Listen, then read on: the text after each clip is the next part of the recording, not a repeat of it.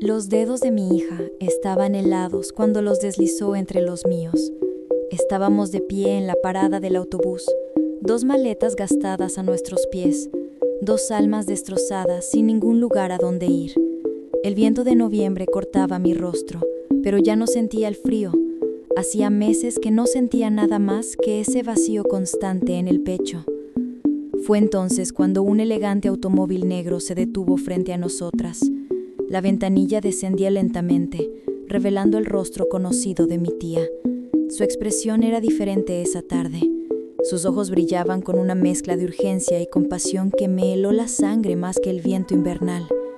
Su voz temblaba como si guardara un secreto demasiado pesado para su pecho. «Sube rápido. Necesito decirte algo importante». El temblor constante que había sentido durante meses finalmente se detuvo en ese instante, porque en el fondo, en ese lugar oscuro donde guardamos las verdades que tememos enfrentar, ya lo sabía. La verdad estaba cerca, acechando como una sombra, y yo estaba preparada para mirarla directamente a los ojos. Mi esposo Hamza solía mirarme como si fuera el centro de su universo. Sus ojos se iluminaban cuando yo entraba a la habitación y su risa llenaba nuestra pequeña casa con una calidez que creía eterna.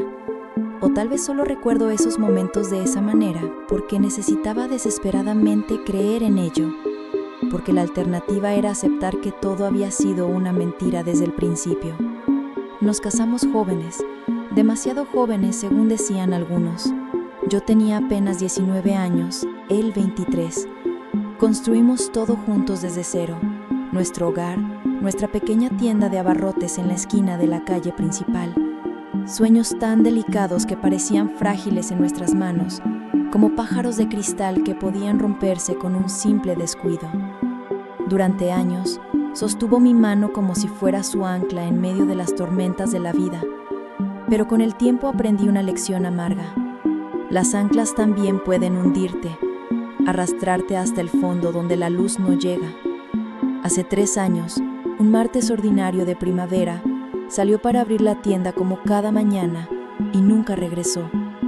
Desapareció sin dejar rastro, como si la tierra se lo hubiera tragado. Sin cuerpo, sin pistas, sin explicaciones.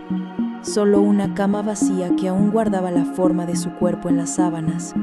Y una hija pequeña de apenas 4 años haciendo preguntas que yo no podía responder sin que se me quebrara la voz. ¿Dónde está papá? ¿Cuándo va a volver?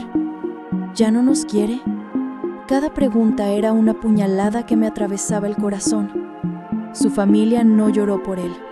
En cambio, como buitres que huelen la carroña, se volvieron contra mí.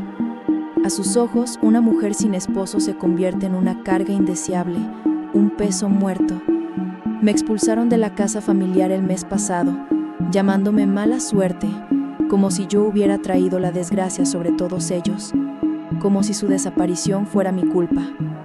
No discutí, no levanté la voz ni defendí mi honor, no porque fuera débil o cobarde, sino porque había comenzado a notar detalles que no encajaban, pequeñas inconsistencias que formaban un patrón inquietante. Un año después de su desaparición, mientras revisaba viejos documentos buscando algún papel que necesitaba, descubrí algo que me dejó paralizada. Su cuenta bancaria mostraba actividad reciente. No eran retiros en efectivo, sino transferencias pequeñas pero constantes, regulares como un reloj, precisas hasta el último centavo. Alguien estaba manejando una cuenta que supuestamente pertenecía a un hombre desaparecido. Luego llegó el mensaje que cambiaría todo. Un número desconocido a las 12:14 de la madrugada, cuando el mundo duerme y los secretos susurran en la oscuridad. Dile que estoy bien, y dile que no llame otra vez. Mi corazón dejó de latir por un segundo. Mis manos temblaban sosteniendo el teléfono. Estaba vivo. Todo este tiempo mientras yo lloraba su ausencia, mientras nuestra hija preguntaba por él cada noche antes de dormir, él estaba vivo en algún lugar. Nunca dije una palabra, ni a la policía, ni a su familia, ni siquiera a mi propio corazón destrozado. En cambio, tomé una decisión. Comencé a prestar atención, a observar, a escuchar. a convertirme en una sombra silenciosa que recopilaba información. La gente habla cuando cree que estás destrozada, cuando asumen que estás demasiado sumida en tu dolor para notar lo que dicen. La gente comete errores cuando te consideran inofensiva, cuando te ven como una viuda patética que apenas puede funcionar. Pero yo escuchaba cada palabra, cada comentario casual, cada conversación a media voz. Recopilaba detalles meticulosamente, patrones de comportamiento, susurros en reuniones familiares, y poco a poco, un hombre surgió de entre las sombras. Imran, su primo hermano, quien se había mudado a la tienda de Hamza apenas 2 semanas después de su desaparición. El mismo hombre que siempre evitaba mi mirada cuando coincidíamos. El mismo que de repente conducía un automóvil nuevo y vestía ropa cara, dinero que nunca había trabajado para conseguir. Las piezas comenzaron a encajar ruidosamente en mi mente como engranajes oxidados que finalmente giraban en sincronía. Dejé de esperar milagros, dejé de llorar en silencio por las noches. Comencé a prepararme para la guerra. Pasé noches enteras en vela estudiando leyes de propiedad, normas de herencia, rastreo financiero. Llenaba páginas y páginas de notas, creando diagramas, siguiendo el rastro del dinero. Durante el día fingía confusión y debilidad para que ellos permanecieran descuidados, confiados en que yo era demasiado simple para descubrir la verdad. Lo documenté todo con precisión meticulosa. Cada depósito sospechoso, cada transacción irregular, cada movimiento de dinero. Contraté a un investigador privado usando el último dinero que tenía escondido en una lata de té en la cocina, ahorros que Hamza nunca supo que existían. Y cuando el investigador regresó 3 semanas después con un sobre manila lleno de fotografías, mi sangre se congeló primero, luego hirvió con una furia que no sabía que era capaz de sentir. Hamza, vivo, sonriente, viviendo en otra ciudad a apenas 200 kilómetros de distancia, junto a una mujer joven con un bebé en sus brazos, una casa recién comprada, con jardín y cerca blanca, pagada con mis años de sacrificio, mi sudor, mi esfuerzo incansable en la tienda. No había sido secuestrado por criminales, no había sufrido un accidente que lo dejara amnésico, no había ninguna explicación trágica.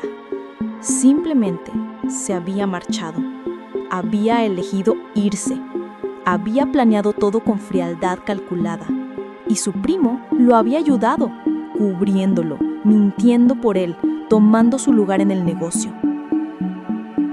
Mi dolor murió ese día, calcinado por la rabia.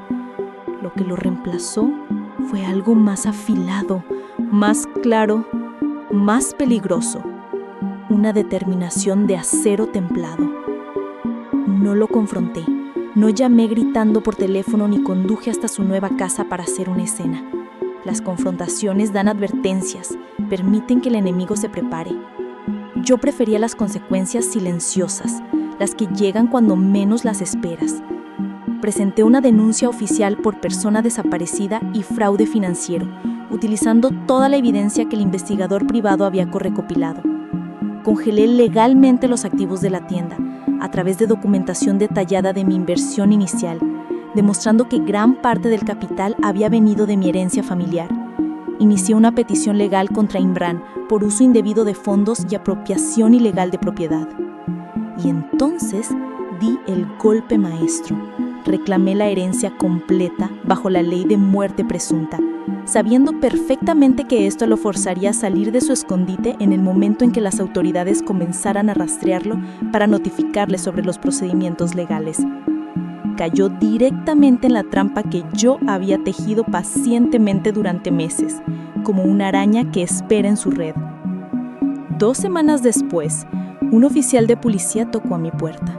Su expresión era indescifrable cuando dijo las palabras que había estado esperando. «Señora, su esposo está vivo. Ha venido personalmente a la estación a disputar la herencia». Vivo, desesperado, expuesto ante la ley y ante el mundo. No sentí alegría ni tristeza. No sentí nada excepto una fría precisión, como un cirujano a punto de hacer la incisión final. La puerta del automóvil de mi tía se abrió con un clic suave. Mi hija subió primero, sus pequeñas manos aferrándose a su muñeca favorita. Yo la seguí, cerrando la puerta con firmeza. Las manos de mi tía temblaban visiblemente sobre el volante de cuero mientras arrancaba el motor. Mientras conducía por las calles conocidas de la ciudad, susurró con voz quebrada: «Hija, hay algo que debes saber.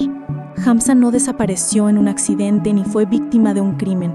Huyó deliberadamente con la ayuda de Imran. Planearon todo. Dijeron entre ellos que arruinaría sus planes si te quedabas en la ecuación, que eras un obstáculo para sus ambiciones. Ahora están peleando amargamente, porque Imran tomó su lugar en el negocio y no quiere devolverlo. Se han vuelto enemigos». Mi respiración no se alteró. Mi pulso permaneció estable. Había esperado exactamente esto. Había imaginado cada posible escenario durante las largas noches de planificación. Ella continuó, las palabras saliendo atropelladas. «Ambos se están culpando mutuamente ante las autoridades. Imran dice que Hamza lo obligó a participar. Hamza dice que Imran se aprovechó de la situación. La policía los ha citado a ambos para interrogatorio formal. Todo va a explotar públicamente». Finalmente hablé, mi voz sorprendentemente calmada. «Bien, porque ha llegado el momento en que enfrenten las consecuencias». Cuando llegamos a la estación de policía, el edificio de concreto gris se alzaba imponente bajo el cielo nublado. Ambos estaban allí, esperando en la sala de recepción. El rostro de Hamza se veía demacrado y agotado cuando me vio entrar, como si un fantasma hubiera regresado del pasado a cobrar lo que se le debía. Sus ojos, que alguna vez me miraron con amor o algo que fingía serlo, ahora mostraban solo miedo. Imran lucía peor, sudando profusamente a pesar del aire frío, con los ojos desorbitados y saltones, las manos temblando mientras se aferraba a un maletín de cuero gastado. Me quedé de pie frente a ellos con calma absoluta, mi hija en mi cadera izquierda, mi bolso con toda la evidencia documentada colgando de mi hombro derecho, el peso de la justicia inminente. 3 años, dije en voz baja pero clara, cada palabra afilada como un cuchillo. 3 años me dejaron morir lentamente. 3 años construyeron una nueva vida con mi dinero, con mi esfuerzo, con mis sacrificios. Hamza abrió la boca para hablar, quizás para justificarse o suplicar, pero levanté una mano firme que lo detuvo en seco. No estoy aquí para escuchar excusas, ni recibir respuestas que solo serán más mentiras. Estoy aquí para obtener justicia, para cerrar este capítulo definitivamente. Los oficiales uniformados los escoltaron hacia el interior de la estación. Fraude financiero, abandono de familia, robo de propiedad, conspiración criminal. Los cargos resonaban en el aire mientras caminaban arrastrando los pies. Su caída se hizo eco en cada uno de sus pasos mientras avanzaban por el corredor estrecho hacia las salas de interrogatorio. No aparté la mirada ni una sola vez. Los observé hasta que desaparecieron detrás de las puertas de acero. Cuando la puerta se cerró detrás de ellos con un sonido metálico definitivo, mi pecho finalmente se liberó de esa presión constante que había cargado durante 1000 días. No se liberó con dolor o con lágrimas, sino con algo mucho más poderoso: libertad genuina. Mi tía extendió su mano temblorosa hacia la mía, sus ojos húmedos de emoción. «¿Estás bien, hija? ¿Cómo te sientes?»